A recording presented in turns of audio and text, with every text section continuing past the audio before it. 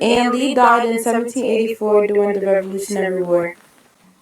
9 Shakers immigrated to America in 1774 and lived in New York until they could raise enough money to buy a tract of wilderness for themselves in western New York State.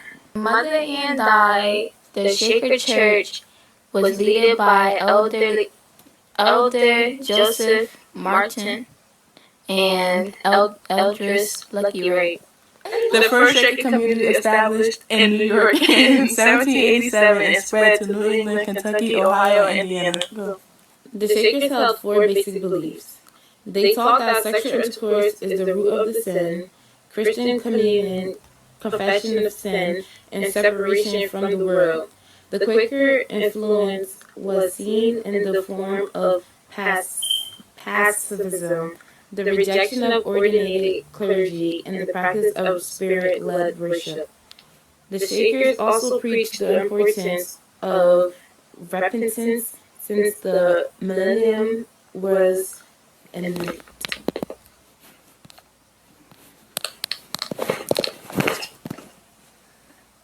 To America, the Shakers many converts, and their faith spread to include roughly 6,000 members.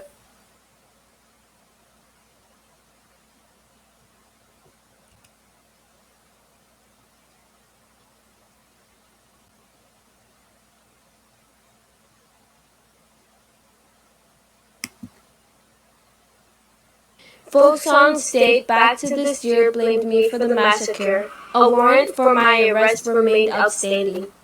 How many innocent people did you murder?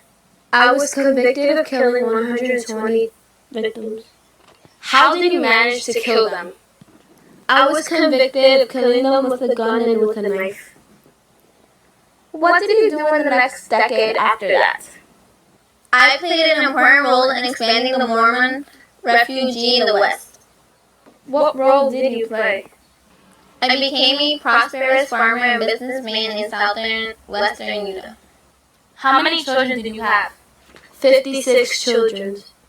Besides the woman that you are married to now, how many other women have you married?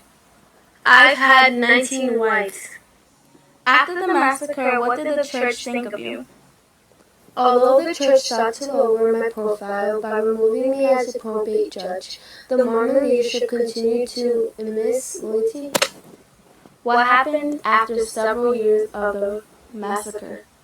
I had several episodes of severe illnesses, drought followed by torrential rain destroyed many of my buildings and crops. Former neighbors preyed upon my livestock and otherwise took advantage of my absence. Several of my wives disturbed me. Nevertheless, I was managed to eke out a living in a home theater cabin near the Colorado River in North Arizona. When the sheriff captured me in November 1874, I became to be known as the central figure in the Mountain Meadow Massacre. I served a Mormon mission with my boyhood friend Larry Stewart in 1839. Together we preached in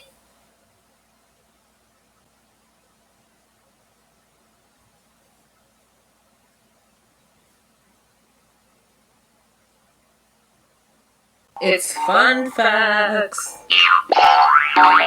Did you know that Blackwell's family hid a slave who was on his way to Canada, and her and her family strongly disagreed with slave labor?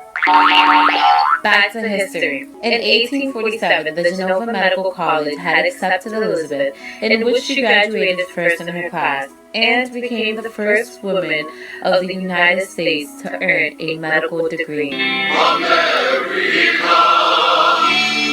America. In 1853, Elizabeth and a former German doctor founded the New York Infirmary for Indigent Women and Children. Elizabeth and her sister also helped out during the Civil War as a nurse.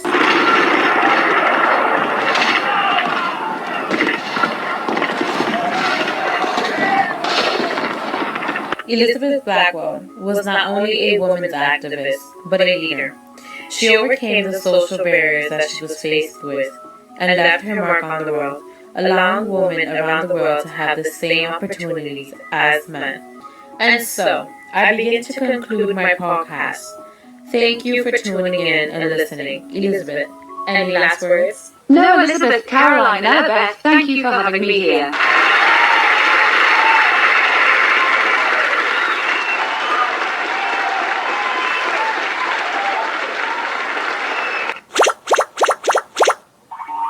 What are these?